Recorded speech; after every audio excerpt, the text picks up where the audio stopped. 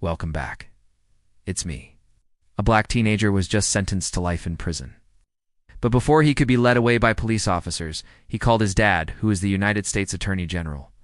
And when the judge heard who his father was, he immediately regretted his decision. So what happened here? Keep watching to find out why.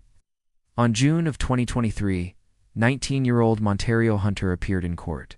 He was so confident that he would get off with a slap on the wrist that he even smiled for the cameras as he walked into the courtroom. He had committed an awful crime, but he thought that because of his family name, the judge would go easy on him. But the judge didn't do what he expected at all. The judge sentenced him to spend the next 40 years behind bars without parole. As two bailiffs approached him to take him into custody, Hunter asked if he could use the phone one last time. The judge agreed, and when everyone left the room, Hunter made a phone call. "Dad, I'm in trouble," he said. At first, the man on the other end of the line tried to keep calm, but then he, too, started yelling. "What did you do?" he shouted. "I just got sentenced to 40 years in prison," Hunter replied. "You have to help me." Of course, the father knew exactly what his son had done. After all, it was the biggest case of the year. The whole city was talking about it, but it was also his duty to make sure that justice was served. In the end, he told his son, "Don't worry, I'll bail you out." He immediately got on the phone with the judge and told him that he was going to appeal the sentence. However, the judge refused, saying that no one, not even the Attorney General, could stop this ruling. This meant that the only way out for Hunter would be to make a plea deal with the prosecutors. But they weren't interested in making a deal with him after what he had done. So what had Hunter done? As it turned out, his crime was actually pretty terrible. On April of 2023, Hunter was driving home from a rap concert with 3 friends. They were all in the car together when they decided to rob a gas station. At the time, none of them had any money, and they were desperate to get some. One of the boys suggested robbing a gas station that was close by. And although the other 3 thought this was a bad idea, Hunter said that he wasn't scared, said that he was fed up with being poor and wanted to try something new. Hunter pulled his car over outside of the gas station. He then grabbed a gun and ran inside.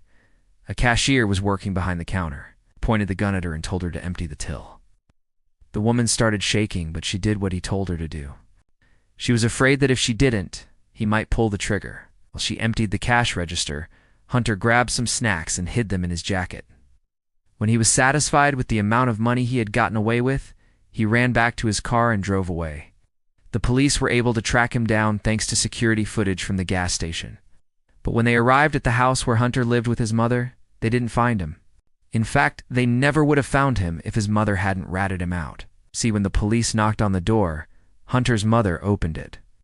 And when she saw how serious their expression was, she immediately knew that they were looking for her son. She didn't want to lie to them, so she told them that he was hiding in the attic. After they arrested Hunter, the police took him down to the station. There, they read him his Miranda rights. And as soon as they were finished, he started talking. He confessed to everything and told them where he had stashed the gun he had used during the robbery. Soon after that, he was charged and pleaded not guilty. He insisted that he had never robbed the gas station, but surveillance footage proved otherwise. Because of this evidence, he was forced to change his plea to guilty. At the sentencing hearing, the prosecutor said, "This defendant put a gun to the face of a hard-working single mother who was just trying to make an honest living. He has shown no remorse for what he did, and he should be locked up for as long as possible." The defense lawyer tried to convince the judge to go easy on Hunter, saying that he was a good kid who made one bad decision, but the judge disagreed.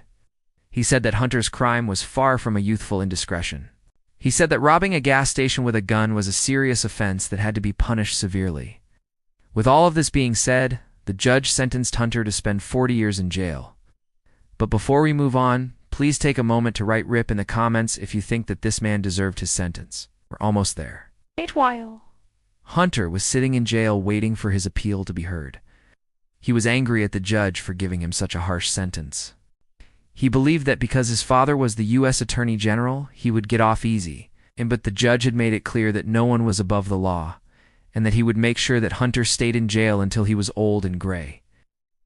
The day his appeal was supposed to be heard, his father went to talk to the judge in private. No one knew what they were talking about, but the cameras caught the judge's reaction. He looked shocked, then disappointed. After they talked, the judge called Hunter into his office. He told him that he was reducing his sentence to 10 years. "But you still have to pay for what you did," the judge said.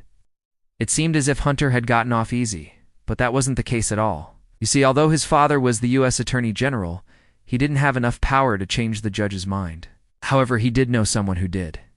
With a few phone calls, he managed to convince the president to pardon his son. But this didn't come without a price. The president only agreed to pardon Hunter if he resigned from his position as Attorney General. Although he didn't want to do this, he had no choice. He loved his son more than anything else in the world and would do anything to protect him. After Hunter was released from jail, his father stepped down from his position as Attorney General. Although he didn't have the job anymore, he still had his morals. That's why he vowed to raise Hunter to become a better person. They said that it showed favoritism and that the justice system wasn't fair. But the truth was that no one could argue with the president's decision. It was his right, as the leader of the country, to pardon whoever he wanted to. These days, Hunter tries to stay out of the spotlight. He knows that his father's name helped him get off with a much lighter sentence than he deserved. He's also aware that many people are still angry at him for what he did. That's why he spends most of his time volunteering at soup kitchens and animal shelters. He wants to make up for the bad things he's done in the past, in hopes that one day people will forgive him. What do you think, was Hunter's sentence fair, or was it a bit too harsh? Let us know your thoughts in the comments. And with that being said, let's move on to our next story. Thank you for watching today's video.